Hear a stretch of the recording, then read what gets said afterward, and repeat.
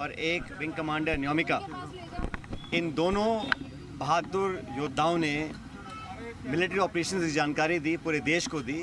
और मुझे भारतीय होने के नाते कर्नल कुरैशी और विंग कमांडर न्योमिका, इन दोनों ने जिस कुशलतापूर्वक तरीके से मिलिट्री एक्शंस की जानकारी पूरे देश को दी, उस पर हम सबको बहुत फ़ख्र है। और मैं समझता हूं कि जिस प्रकार मध्य प्रदेश के एक मंत्री ने अपशब्द का इस्तेमाल किया कर्नल कुरैशी के लिए विशेष रूप से, उस पर मुझे लगता है कि उनको सरकार में रहने का कोई अधिकार नहीं है।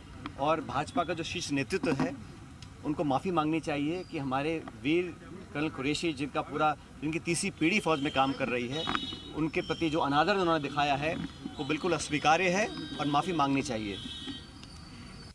कल फिर हमने देखा कि राष्ट्रपति ट्रंप सऊदी अरब की यात्रा पे गए और वहाँ पे एक बार और उन्होंने बड़े स्पष्ट रूप से कहा कि भारत और पाकिस्तान के बीच जो युद्ध विराम कराया गया वो उनके द्वारा कराया गया, और जो शर्त रखी थी उसमें व्यापार की मात्रा बढ़ाने के लिए उन्होंने प्रस्ताव रखा, जिस पर भारत और पाकिस्तान दोनों सहमत हो गए।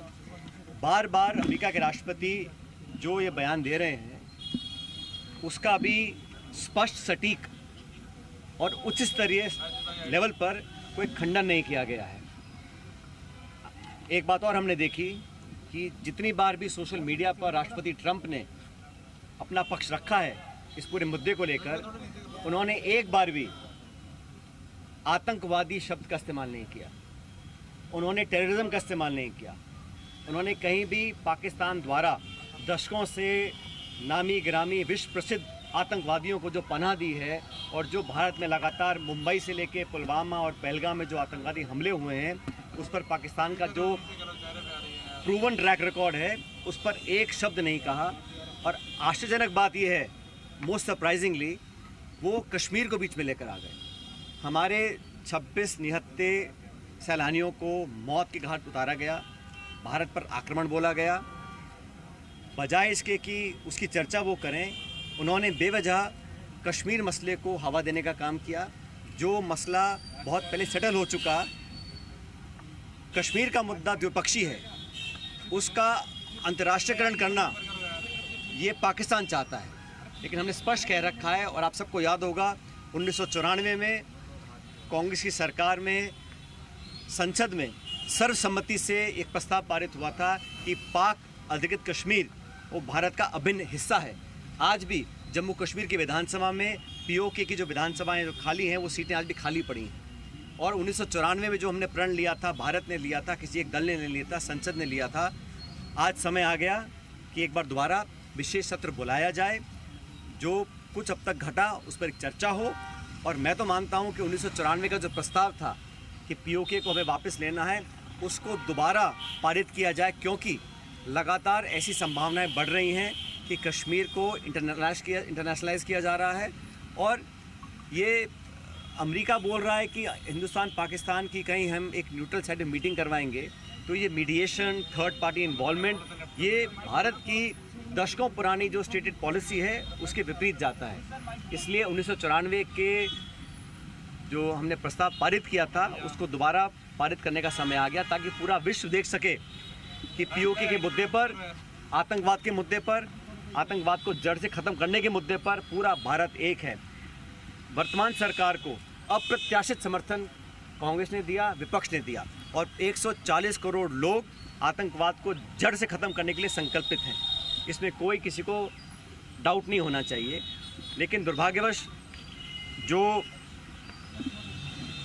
घटनाक्रम हुआ, उससे बहुत सवाल उठ रहे हैं। और जिन 4 आतंकवादियों को इंडियन एजेंसीज़ ने आइडेंटिफाई किया है, जो मैंने देखा मीडिया में, उनका क्या अभी स्टेटस है, उनमें से कितनों को हमने न्यूट्रलाइज़ किया है और कितनों को हम पकड़ पाए हैं, इस पर भी सरकार को बात रखनी चाहिए। आतंकवाद के खिलाफ भारत की सेनाओं के शौर्य के प्रति हम सबका एक मत है। और मैं समझता हूँ जो स्ट्राइक हम लोगों ने किया, बड़ी केयरफुली किया, उसमें कोई सिविलियन कैजुअलिटी का टारगेट नहीं था, कोई मिलिट्री इंफ्रास्ट्रक्चर का टारगेट नहीं था। जो पहला स्ट्राइक हुआ 9 जगहों पर, वो बहुत प्रिसाइज था, और ये दिखाता है कि भारत की सेना दुनिया में सर्वोच्च सेना है। Indian army is the most professional army, और हमारे जो एयर स्ट्राइक रहा, स्पेसिफिक टारगेट था, प्रिसिजन बॉम्बिंग थे, उसका मैं समझता हूँ सब ने स्वागत किया है। लेकिन उसके बाद अचानक जो युद्ध विराम की घटना की घोषणा अमेरिका के राष्ट्रपति कर रहे हैं, वो अप्रत्याशित है, आज तक कभी नहीं हुआ।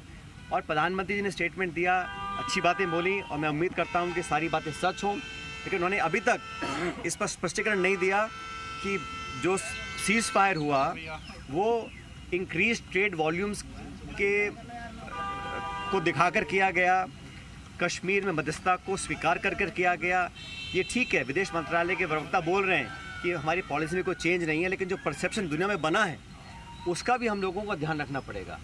और हमेशा से पिछले 25 सालों में इंडिया की तुलना, भारत की तुलना चीन से हो रही थी और होनी भी चाहिए। पाकिस्तान जो एक फील्ड स्टेट है, जहाँ पे आईएसआई और आर्मी देश को कंट्रोल करते हैं, वहाँ की सरकारों में इतनी ताकत नहीं है कि वो अश्योरेंस दे सके। जो अभी सीज़ फायर हुआ है वो ऐसी क्या अश्योरेंस मिली है कि आने वाले समय में जो पाकिस्तान को IMF का लोन मिला है, जो अमेरिका उनसे इंक्रीज ट्रेड व्यापार की बात कर रहा है, जो उनके पास जो आर्थिक समृद्धि आएगी, क्या वो उस धन का, उस पैसे का दुरुपयोग करके दोबारा से आतंकियों को पनाह देने का काम नहीं करेंगे? क्या जो बंकर, जो इंफ्रास्ट्रक्चर उन्होंने बनाए, ट्रेनिंग कैंप्स बनाए हुए हैं जो हमने ध्वस्त किए हैं, क्या दोबारा वो नहीं पनपेंगे? ऐसी क्या अश्योरेंस हमको मिली है सीज़ फायर के माध्यम से? इस बात पे हम लोगों को स्पष्टीकरण मेरे को लगता है सरकार को देना चाहिए। और जिन लोगों ने सीज़ फायर किया, उसी रात लगातार सीज़ फायर का उल्लंघन हुआ, वायलेशंस हुए, बॉर्डर पर बमबारी हुई, गोलाबारी हुई, अनेक सैकड़ों निर्दोषों की जानें गई हैं। तो उन लोगों की विश्वसनीयता पर कितना विश्वास किया जाए जो सीज़ फायर की घोषणा के चंद घंटों बाद बमबारी कर रहे हैं? तो ये जो पूरे 2-3 दिन का मसला है, और भी सऊदी अरेबिया जाके डोनाल्ड ट्रंप राष्ट्रपति ने जो बातें दोबारा बोली हैं, उसका सीधे तौर पर खंडन सरकार ने नहीं किया है। साथियों, मैं मानता हूं कि भारत की तमाम जनता, सभी पॉलिटिकल पार्टीज़ इस बात पर सहमत हैं कि भारत ने बहुत आतंकी हमले झेल लिए, चाहे मुंबई की घटना हो, चाहे पुलवामा की हो, चाहे पहलगाम की हो। और जब पाकिस्तान बोलता है कि निष्पक्ष जांच होनी चाहिए, निष्पक्ष जांच हुई। जब पठानकोट पे हमला हुआ था, तब हमने तो पाकिस्तान की एजेंसी को इनवाइट किया था जांच करने के लिए, पाया गया कि उनके हाथ था। पाकिस्तान में जो कसब पकड़ा गया वो पाकिस्तान के कंट्रोलर और हैंडलर उनके पाकिस्तान के थे, प्रमाणित है।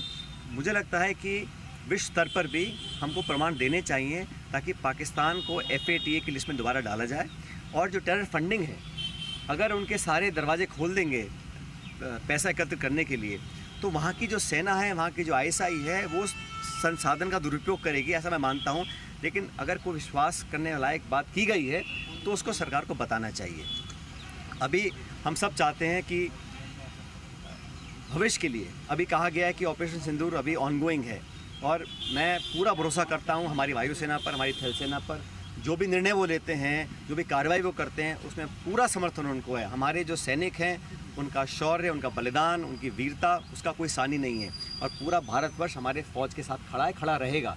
हम तो सरकार के साथ भी हैं, लेकिन सरकार ने जब तक किया है उस पर भी क्लियरली अपनी बात रख नहीं पाए हैं।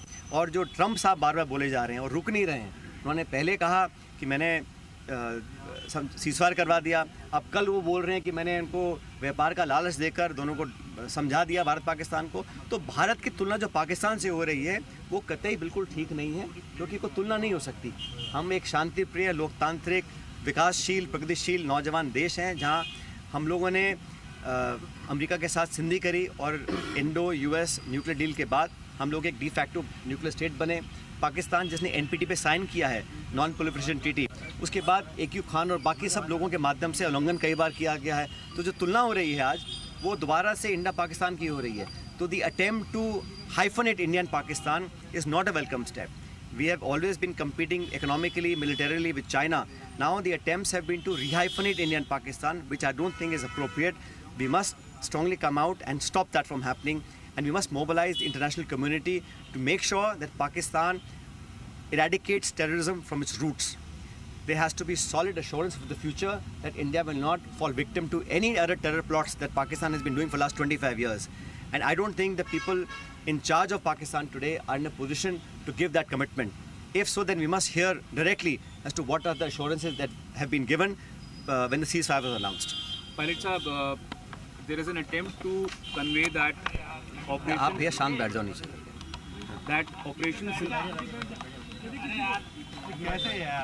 Operation Sindoor will be included in the curriculum. Do you think there is an attempt by the government? I don't want to talk about it. We are very proud of Operation Sindoor. It was conducted by the three armed forces, the Indian Navy and the Air Force, and they've done. Congress नेता सचिन पायलट को आप यहाँ पर सुन रहे